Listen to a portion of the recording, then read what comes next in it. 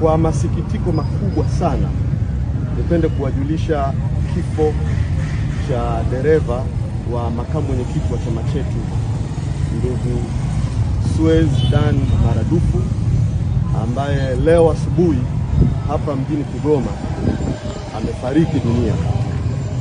Ndugu Suez amekuwa dereva wa makamu mwenyekiti wa chama chetu bara Mheshimiwa John Heche kwa muda mrefu sana, na kifo chake kimetokea katika hoteli lodge aliyokuwa amefikia mapema leo asubuhi. Wenzake pamoja na makamu mwenyekiti mwenyewe Heche walijaribu kumpigia simu, hakuweza kupatikana, na tulipomfuata hapa tulikuta mlango umefungwa, na ndipo tulipochukua hatua ya kulijulisha jeshi la polisi. Wakafika hapa na mlango ulipovunjwa, alikutwa mwili wake umeanguka chini pale mlangoni na damu ikiwa imetapakaa pale chini.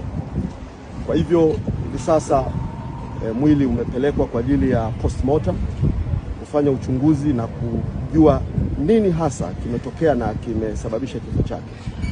Niwape pole sana familia ya ndugu Suez, pole kwa makamu mwenyekiti wa chama chetu, na amekuwa sehemu yetu katika safari na harakati zetu nyingi. Kwa hiyo amekuwa sehemu ya familia wanachadema. Hivyo niwape pole wanachadema wote na Watanzania wote ambao wanatutakia mema. Na baada ya uchunguzi ambapo mawakili wetu Deo Mainyila pamoja na Dickson Matata watakuwa sehemu ya mchakato huo wa postmortem, basi tutapata taarifa nyingine za ziada na kufahamu nini hasa kimetokea kwa dereva wa makamu mwenyekiti wa chama chetu ndugu Suez. Mungu awabariki na niwatakie na kuombea faraja ya Mungu katika kipindi hiki cha huzuni kubwa. Asanteni sana.